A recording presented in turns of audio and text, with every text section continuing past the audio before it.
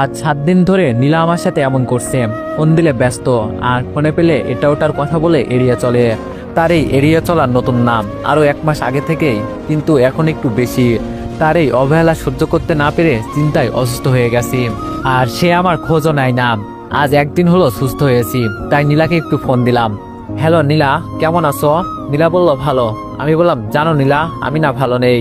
নীলা বলল কেন, কি হয়েছে? আমি বললাম জানো, আমি না 1 সপ্তাহ ধরে অনেক অসুস্থ, আর তুমি একটি বারের জন্য খোঁজ নিলে না। আজ প্রায় সুস্থ, তাই আমি নিজেই তোমাকে ফোন দিলাম। নীলা বলল আমি অনেক ব্যস্ত, তাই খোঁজ নিতে পারিনি। আমি বললাম খোঁজ আগে তো অনেক ব্যস্ত ছিলে, তখন কেমনে নিয়েছো? নীলা বলল হয়েছে তোমার বকবক, আমি ঘুমাবো। আমি বললাম আগে তো অনেক রাত পর্যন্ত কথা বলতে, এখন কেন পারছো না? নীলা বলল আগে বলতাম, এখন বলতে পারবো না, ঘুম পাচ্ছে। আমি বললাম ও আচ্ছা, তাই কি করো? নীলা বলল আজাইর একজনের সাথে কথা বলি, এখন তোমার ফালতু বকবক শেষ হলে এখন রাখতে পারি। নীলার কথাটা শুনে আমার চোখে জল এসে গেল। সে পারলো এমন ভাবে কথা বলতে।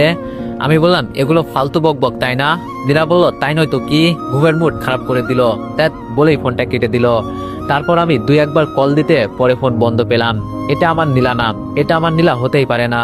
যে নীলা আমার অসুস্থতার খবর শুনলে কান্না করে দিত, যে নীলা আমার সাথে কথা না বললে তার পেটের ভাত হজম হতো না, আর সেই নীলা বলে আমি ফালতু কথা বলছি। হায় রে ভালোবাসা, আসলে ভালোবাসাটা না একটা পুরস্কার।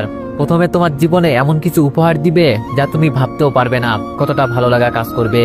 আবার আস্তে আস্তে এমন এক মুহূর্ত উপহার দিবে যা তুমি তোমার জীবনে কখনো কাটাওনি, সেটা হচ্ছে অবহেলা। এগুলো ভাবতে ভাবতে কখন যে ঘুমিয়ে গেছি তা বলতে পারবো না। ঘুমাতে ঘুমাতে পরিচয়টা দিয়ে দিই, আমি শুভ, মা বাবার 2 মাত্র সন্তান। আমার একটা বড় বোন আছে, এইবার অনার্স প্রথম বর্ষে পড়ে। বাবার একটা ব্যবসা আছে, বা গৃহিণী। আমি ইন্টার প্রথম বর্ষে পড়ি। আর যার সাথে কথা বললাম সে হলো আমার গার্লফ্রেন্ড। সকালবেলায় মা বলল বাবা শুভ ওঠ, কলেজে যাবি না? অসুস্থর কারণে অনেকদিন কলেজে যাসনি। আমি বললাম যাও তো মা, আর একটু ঘুমাই। মা বলল আর একটু ঘুমালে আর কলেজে যেতে হবে না, এখন 8টা বাজে। কি 8টা বাজে? ধাত ছালার ঘুম। আম্মুর মুখে 8টা কথাটা শুনে তাড়াতাড়ি উঠে ওয়াশরুমে চলে আসলাম। এইদিকে আম্মু নিচে গিয়ে আমার জন্য নাস্তা রেডি করে রাখলো। আমি ফ্রেশ হয়ে কলেজের জন্য রেডি হয়ে নিচে আসতেই আফরিন আপু বলল দেখো মা, তোমার নবাব আইছে, দাও খাবার দাও। আমি বললাম ধন্যবাদ আপু। এই বলে স্যান্ডউইচটা মুখে নিয়ে চলে আসতে লাগলাম। মা বলল কিরে, পুরো নাস্তা শেষ করে যা। আমি বললাম না আম্মু, আরগুলো তোমার রাক্ষস মেয়েকে খাওয়াও। আফরিন আপু বলল কি, দাঁড়া হারামি, আমি রাক্ষস? আমি হাঁটতে হাঁটতে বললাম তা নয় তো কি, ঘরের সব চানাচুর তুই খেয়ে নিস, আমি একটাও খেতে পারি না। আপু বলল আর তুই যে মিষ্টি খেয়ে ফেলিস। আমি বললাম আরে মিষ্টি খাওয়া তোদের শরীরের জন্য ভালো না, আর আমি পোলা, আর ভাই হিসাবে কি এটা হতে দিতে পারি? তাই আমি খাই সব। আর আমার